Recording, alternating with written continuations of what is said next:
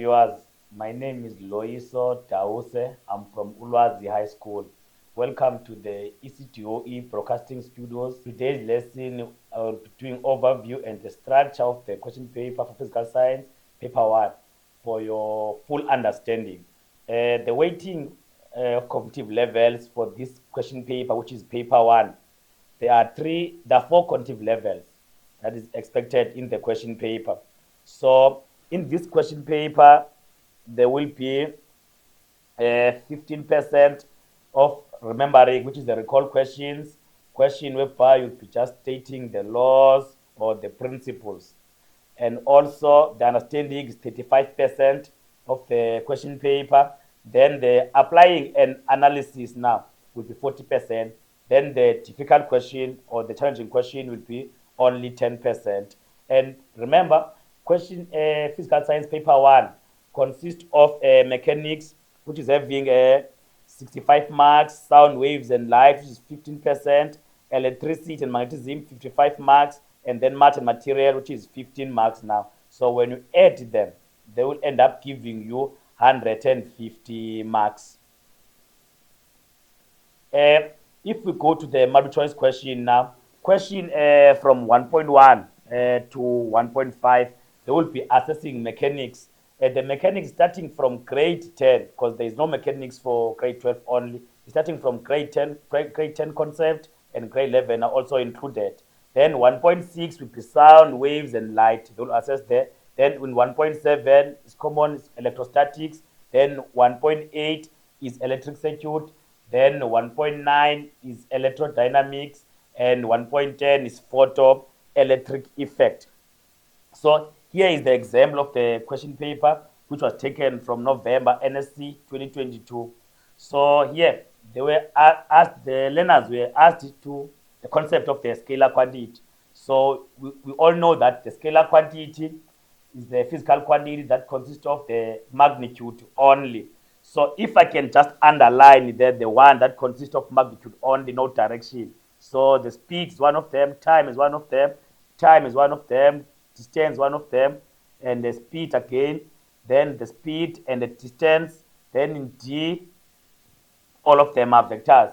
So now if I may ask you which one is the right answer, there you can see that under option B, all of them are underlined. Then in 1.2, they will ask the acceleration due to gravity now. So you can go to your formula sheet and look for the equation that is having a small letter G now. So if you go to the equation in the question at the back of the question paper, there is this equation G is equal to capital G multiplied by the mass divided by the distance r squared now. So they are told here that which one of the following represent acceleration due to gravity of the planet twice the mass. So when they say twice the mass, it means that the mass now is multiplied by 2 now. And they also say half of the radius. So you take half of the radius. But now they should all be squared. Then you can apply your maths there now. Then you go to the options. Then these are the other questions that they may ask you in mechanics. Then you move to 1.6. Sorry, you move to 1.6. Light emitted from a distant star of a spectral line of frequency f, and the spectral lines of the star were observed on the edge shifted. Which one of the following combination observed of the frequency spectral line motion of the star now? And we're told that the key concept is the redshift. So what to know about the redshift now has got a smaller frequency, meaning that smaller frequency there in C and smaller frequency also there in D now. Then what else about smaller frequency now is that the star is moving away from the earth now. So also look at this option. So make sure that under observed frequency tallies with also the motion of the star. Don't only look under the observed frequency. Then you get your correct option. Then always the three distractors. Sometimes if you look at D here, D is very close to the answer, but the problem now is that one of towards the edge, which means that one is wrong now. And if you go to 1.7, electrostatics, a proton of an electron distance apart, magnitude of the electrostatic force exerted on each other is F. Which one of the following graph shows the correlationship between F? So this one is coming from the equation now, or the Coulomb's law equation. So the relationship between F and R squared. So you're saying their force is inversely proportional to the squared distance between them. So if inversely proportional, it means now at C, that is the relationship. And that also given in 1.8, we said that you are going to assess the electric circuit diagrams now. So here we are given an electric circuit, and which this one, V3 and V4, they are parallel to one another, meaning that if you know the value of V3, also know the value of V4 because they are parallel. Because if you use one finger from here, you go, then here you need two fingers. So it means at this point, it is where the circuit is dividing the current now, meaning that R1 is in series with the total of this parallel combination now. So when you are getting the V1 now, this is V1 now. So it's supposed to be V2 plus any of these two now, which is V3 now. So then you find your answer. Then another one, the for generators now, they say AC generator consists of the coil, which is rotated, magnetic field, and the EMF of the one cycle, and they're given. So a cycle is supposed to have a thrust and a curve. That is the one cycle, that one now. And you can see the time taken to complete that one cycle now is 0,2, meaning that is the period of the wave. Whereby in the vertical axis, you must look at what is labeled here. So what is labeled there is the EMF now produced by the generator. So they are saying if the speed of the rotation of the coil now is doubled, meaning that now if that doubling the speed is supposed to take less time. So which one between the two that is taking less time now? So if you look at C now is 0.1, and then this one is also 0.1. So it's the less time. But when you are doubling the speed, what's going to happen to the EMF?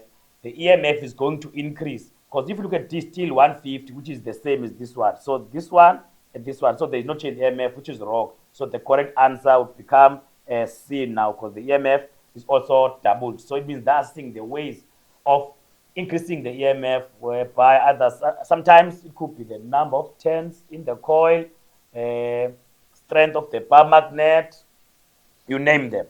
So then you go to 1.10 now, whereby that's assessing the photoelectric effect now. So they are passing light on the cold gas. So there's the light from the cold gas. So remember, here in the cold gas, they are electrons. So when you're giving them light, it means you're giving them energy now. So you're expecting them, those who are in the cold gas, to absorb energy. So if they say type of emission, so absorption and absorption. So the option number A and option number D is out here. So what's going to happen? Once they absorb the energy now, they will become excited. So meaning that they will move from lower energy level to a higher energy level. So you'll see that the correct answer there is D. That was your multiple choice question now. So going to question number 2, which is the Newton's laws of motion now. As a learner, when you're preparing for this examination, you're expected to be able to define the normal force, to define the frictional force, as well as the static frictional force now. And you must also know the relationship now between the normal force and the frictional force, because some instances they also change the angle. They ask you what's going to happen to the frictional force. So if the normal force increases, then the frictional force also going to increase, because the normal force is directly proportional to what? To the frictional force. Moving to the state the maximum kinetic friction now, as well as define the kinetic frictional force. So these are easy marks now, the definitions. So make sure that when you're preparing for this examination, you all know these definitions. Then the free body diagram. So when you're drawing the free body diagram now, the object of interest is any object is represented by using a shaded dot now. And this shaded dot you must put, because that they said that in a force diagram, the force is represented by an arrow. So meaning that if it's going to the right now, the arrow must be in the right and it must be a straight line like that. And then when you are putting the frictional force, you must firstly know the direction of an object. If an object is moving to the right, the frictional force is going to oppose the motion of an object, not opposing the applied force. Because sometimes if I can make an example, you can have a trolley. When you're offloading a trolley full of items at the back of the truck now, it's going to be the inclined plane like this one. So what's going to happen if this one is your trolley? This one is your trolley now. You're going to pull the trolley backwards, whereas the trolley is still moving in this direction now. Meaning that now the frictional force opposing the motion. So the trolley is moving downwards. Then the frictional force must also oppose. So meaning that in this instance, the frictional force is going to be in the same direction with the applied force. And when I draw the free body diagram, you need to be very careful. Don't only look at the diagram, you must also read what is there in the diagram. And another thing, when I draw the free body diagram, don't break the forces into its component. For example, a weight or a force when it's applied at an angle. You must put as it is now. Then here is an example now. So you are asked here to state Newton's second law, which is the easy 2 marks now. Draw a left free body diagram, which is also the easy 2 marks, which is we call them the low hanging fruit. So those are obvious marks, but if only you don't read the statement, you are going to lose those marks. So please, you must read the statement first. For example, you are told that the crate of mass of 1.25 kilogram is connected to a crate of Q of mass of 2 kilogram by light in a stable string. The two crates are placed on a rough surface. So the word rough has got a meaning now, meaning that there is a frictional force and a constant force of magnitude F is applied acting at an angle theta, and to horizontal applied, the crate creates an acceleration. So you also give an acceleration to the right, meaning that now these crates, both of them are moving to the right now. So the frictional force must oppose that direction. So moving to question number 3, which is the vertical projectile motions. So even each and every topic, there are definitions. So in this one, there is free fall, there is projectile motion. So which as a learner who's going to write examination at the end of this year, you must know them, because any of them is going to come in this examination. And also the scenarios that you must have now, we have the free falling object, an object thrown vertical upwards, an object thrown vertical downwards, and also the bouncing ball. Some of them, they will be thrown above the ground, let's say from the cliff or from the bridge or even a hot air balloon. So all those scenarios. So you must be able to sketch also the velocity time graph for them, and to sketch the position time graph, acceleration time graph. But what is important here, you must choose your direction. So if you are saying your direction downwards is positive, it simply means your G now is 9.8 meters per second squared. So for this question, your G will remain 9.8 meters per second squared throughout the question now, only for question number 3. Then here is the example now. So the definition, the free fall, so easy marks, and also the time taken for the ball to reach maximum height. All the time at maximum height, guys, you must know that the velocity there will be equal to 0. So here, maximum height is here at this point, it is equal to 0. But the acceleration due to gravity remains the same. Where the ball is going up, if you choose the downwards as positive, it will remain 9.8 meters per second squared downwards. Going to question number 4, which is momentum and impulse now. So expected to be able to define the term momentum, and also you must know that linear momentum is a vector quantity, meaning that it consists of the direction and the magnitude. Then as well as this equation, Newton's second law in terms of momentum, and they're using it a lot, this equation, whereby in the case of the apex, crumple zone, the cricketer when is catching the ball is moving the hand backwards, or in the case of the arrestor bat, all those safety measures are created to increase the time, guys. Meaning that once the time increases, the contact time increases, then the net force is going to decrease. Must also include that the change in momentum always remains the same when the system is isolated. and must be able to define what is impulse and must know that impulse is a vector quantity. So in a case you're asked to calculate momentum expected to include the direction unless you are told to find the magnitude of momentum, then in that case don't have to put the direction. And I'm advising you, you must take the formulas from the formula sheet as it is. Don't rearrange them or manipulate them. Just take as it is, then substitute the values on the formulas, then you can solve using your maths now. This is a continuation. So this is the example of the momentum, easy maths, principle of the momentum, then calculate, because once in physical sciences they ask you to state the principle, most of the time you are going to need it. So you state, then you apply. That is the most cases, always like that. Then we go to work, energy, and power, which is question number 5 now of your question paper. So you must be able to define the work done according to the exam guidelines. The free body diagrams are coming for the second time now, and the first diagram. But when you're drawing the first diagram, let's say you're drawing your first diagram here now. So you're using a box now for your first diagram. You're using your box for your first diagram. The contact force must be in contact with the surface. If there is an applied force in this one, then the frictional force must be in contact with the surface. So make sure the free body is the shaded dot in the first diagram, is just the object of interest is represented by the box. And also you must be able to distinguish between the positive work done and the negative work done. And also state the work energy theorem. Once they say state energy theorem and then they say calculate the work done by the friction, that one, once you state, high chances you are going to apply that one.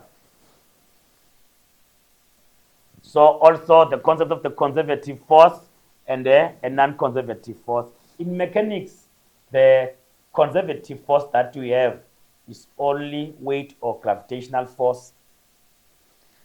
Then a non-conservative force, the tension force, the frictional force, air resistance. So all of them, those are non-conservative force.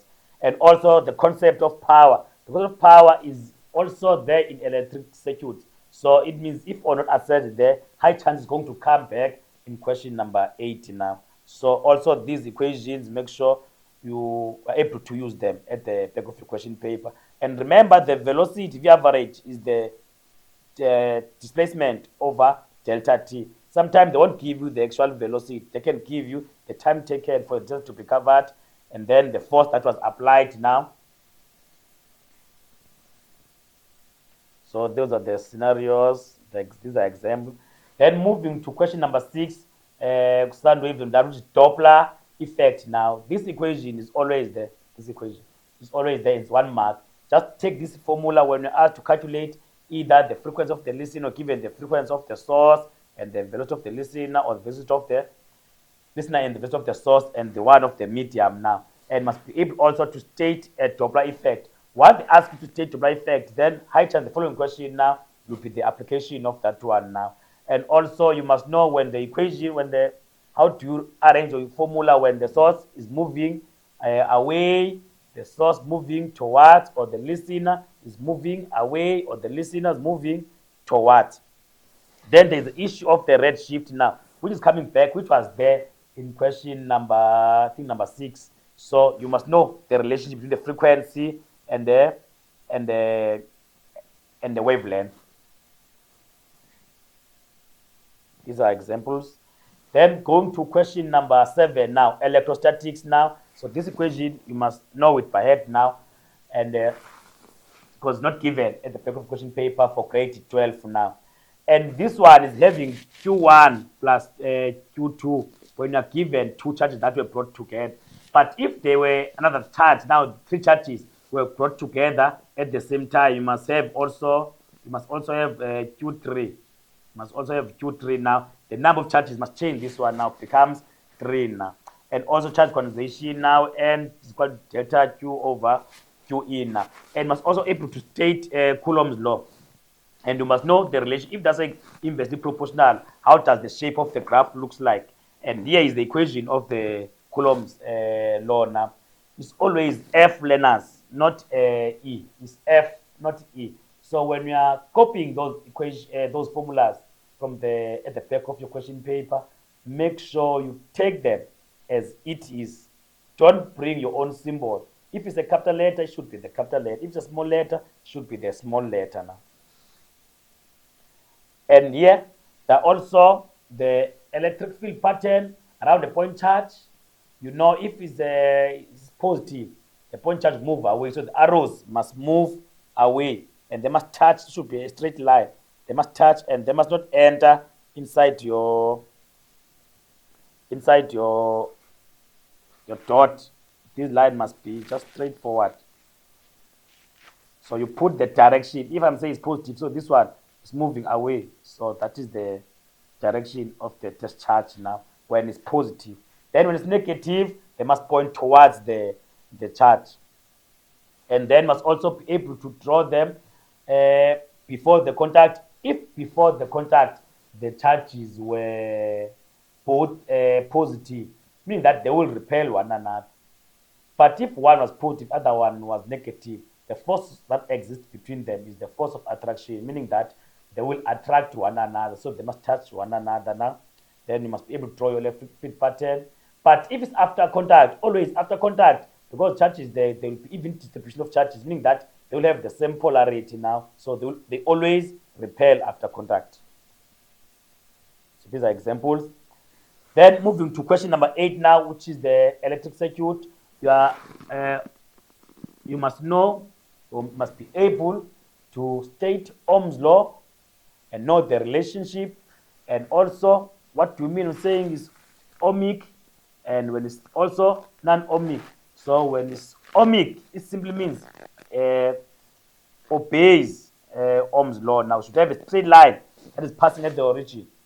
But if it's a non-ohmic, you must have a graph that is curving now. So meaning that now, example, the bulb is one of non-ohmic, meaning that the temperature does not remain constant when the bulb is operating now. So the definition of power, again, is coming back, a rate at which work is done, the equation. So make sure you know these equations, and those equations that always return in physical sciences. If it's for potential motion, they will be returned above. If for work, energy, and power, they will be returned. Then they write them. So each and every time when you work, energy, and power, you're expected to use those ones that are under work, energy, and power, but you can also use the one for vertical potential motion, because that is the same mechanics, that one. And also the equation EMF V load is equal to V internal resistance for these equations. And what is important now also, so once you have the EMF, then we are told that the EMF has changed by 0.5. So meaning that from the initial value, just separate 0.5, meaning that is the lost voltage. When I'm saying lost, doesn't mean that voltage is unaccounted for. It simply means lost due to the internal resistance. So that is the V internal. But if it's changed to, so that one becomes the V external, that one. So here's the diagram now. Then moving to question number 9, electrodynamics now. You must be able to state the energy conversion, easy to marks, in a generator. But what you need to be careful of, in paper 1, physical sciences, in a generator, the energy conversion is mechanical energy to electrical energy. That is the energy conversion that is taking place, because we all know that a generator always produces electricity, meaning that is converting mechanical energy to electrical. Then a motor, for motor to function now, electric motor needs electricity, meaning that is going to change that electrical energy to mechanical energy. It's mechanical in physical sciences, paper 1. Don't confuse with the one paper 2 now. And also the principle of electromagnetic induction, how the generator works. You are supposed to do that. Explain the functions of the component in AC and the DC. What's the difference in an AC generator, DC generator, as well AC motor and the DC motor. And examples and the uses of AC and a DC generator, state energy conversion in a motor, what use of the motor effects, explain how motor how motor works, explain the function of the components of the motor, and state the examples. So this is your scope now for your exam when you're preparing for examination now. Then also state the advantages of alternating current over a DC current. Sketch the graphs of the voltage versus time, as well as the current versus time. And we all know that in a DC is a direct current, meaning that for a full cycle now, it's like this, and at the top there, if I have in current there, it means that part is I maximum. If it's a potential difference versus time, that one at this point, it becomes the V maximum. So this equation, you need to be very careful, and when you're copying them, you must also copy those subscript RMS, I max, as it is from the formula sheet now. Moving to the last topic, which is the photoelectric effect. So they are expected to describe what is the photoelectric effect now. So, because all know that is the process whereby electrons are ejected. So, a photoelectric effect is the process whereby electrons are ejected from the metal surface when light of suitable frequency is incident on that surface. So here we've got three scenarios. The first one will have the frequency of the light when is less than the threshold frequency. Another one, the frequency of the light when it's equal to the threshold frequency. The last one, frequency of the light is greater than the threshold frequency now. So the photoelectric effect only takes place in this one when the frequency of the light is greater than the threshold frequency. So here, no electrons will be emitted here. Then here, they will be emitted on the surface of the metal. Then here, they will be ejected and away from the surface, and they will have also higher kinetic energy because the frequency also affects the kinetic energy of the electrons. So the speed is affected now. But the number of electrons is affected by the intensity.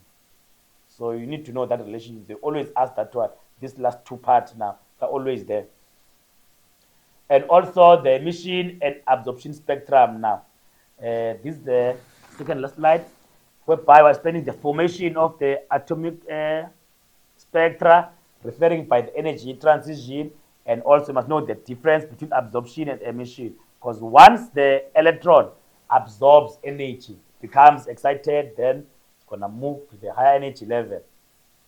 But when at higher energy level, the is very unstable there. So the electron is going to emit the energy, then it's going to move to the lower energy level. So in an absorption, the arrows they're supposed to move. If this one is, then this one is N2 now. So energy level number one, then energy level number two. Now you can see they are moving up. But if only they are changing from two to energy level number one now. So that one, this one is the emission spectrum now. This is an example of the question for the photoelectric effect. So that was the paper overview for the question paper that you are going to write in this trial examination as well as in NSC examination in December. I wish you all the best, and please learners, let's not forget that practice makes perfect. You must practice many examples as much as you can so that you can be prepared to write down your final paper. Thank you. We have come to the end of our lesson. You can leave your question on the comments. Don't forget to leave the name of your school so we give shout outs. Please share, comment, subscribe to our YouTube channel. Thank you for watching. See you on our next lesson.